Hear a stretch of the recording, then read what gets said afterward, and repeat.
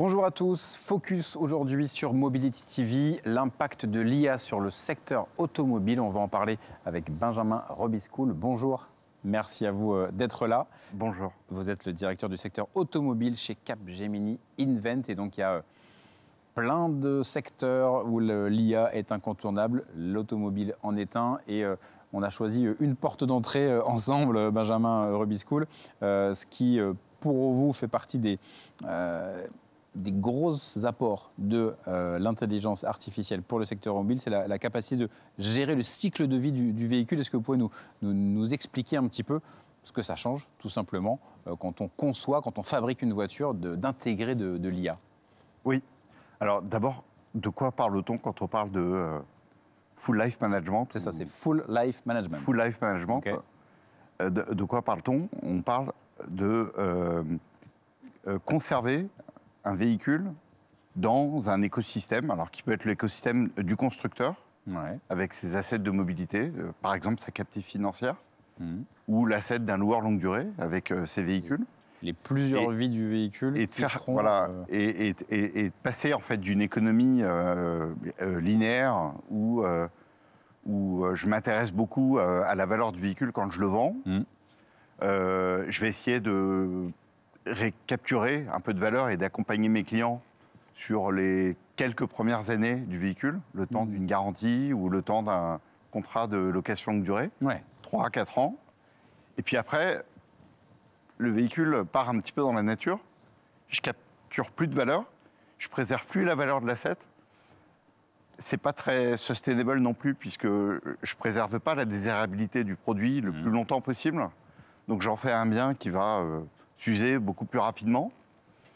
Voilà. Et l'idée, c'est de passer dans un système où je vais, en tant que constructeur ou en tant que loueur longue durée, essayer de le conserver dans mon écosystème pour pouvoir satisfaire à des besoins qui sont multiples et en animant successivement ces multiples vies jusqu'à l'amener, idéalement, jusqu'à sa fin de vie et à son recyclage. Et à son recyclage. Et alors, comment l'IA, justement, l'intelligence artificielle, va permettre ça aux constructeurs? Quels outils peut-être n'existaient pas, ou sont améliorés, ou sont rendus, voilà, comment ça le rend possible? Alors, tout d'abord, en termes d'usage du véhicule dans ce type de modèle, et comment je m'adresse à mon client dans ce type de modèle, je vais être beaucoup sur des systèmes qui sont basés sur l'usage. Donc, c'est les formules d'abonnement, c'est l'usage-based insurance pour parler d'un service. D'accord. C'est une maintenance prédictive extrêmement développée pour ce type d'usage. Ça fait partie des choses importantes, la maintenance. Avec un tracking au quotidien, finalement, du véhicule, là où il en est en termes de kilométrage, de son état, de l'usure, etc., etc. Donc, il y a une panoplie de services pour accompagner tout cela qu'il faut pouvoir mettre en œuvre auprès des clients.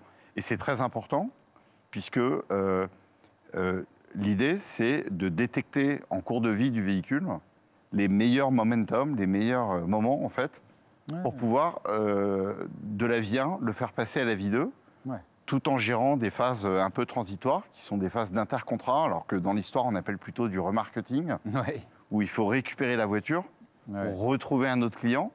Sauf que là, tout ça, on peut le scénariser davantage quand on est en full life management. C'est ça. Et améliorer grandement ce temps d'immobilisation des intercontrats où le véhicule est sans client.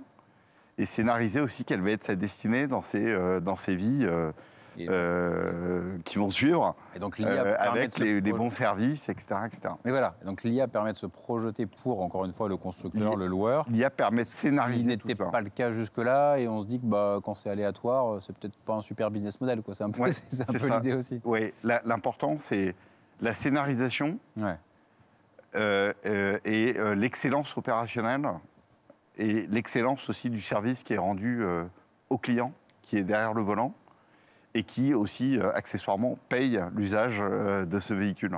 Et ce full life management que vous évoquez, donc c'est l'IA qui le rend possible. Est-ce que c'est forcément aussi plus adapté aux véhicules électriques ou pas uniquement?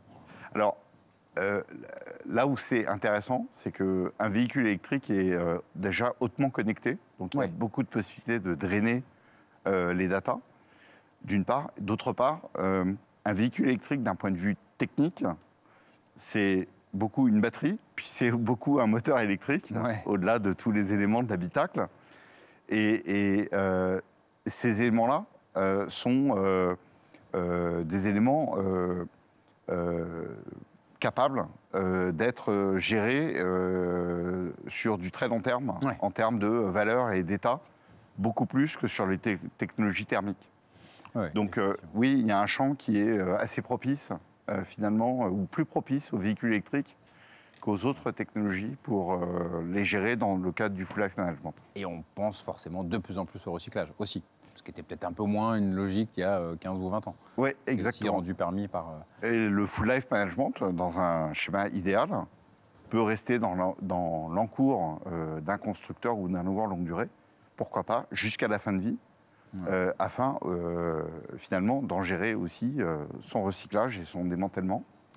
Et la réexploitation de ces matériaux, de ces spare parts, pour réalimenter de l'après-vente ou pourquoi pas demain la reconstruction de véhicules neufs ou la repersonnalisation de véhicules entre les différents séquencements du full life management. Et ben voilà un exemple concret, effectivement. C'était complètement l'idée de ce focus. Merci à vous, Benjamin Rubiscoul, directeur secteur automobile Capgemini Invent. Voilà ce full life management qui est donc permis par l'IA, qui voilà un nouvel asset, on va dire, pour les constructeurs en priorité.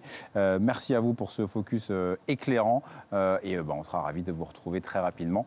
À bientôt sur Mobility TV.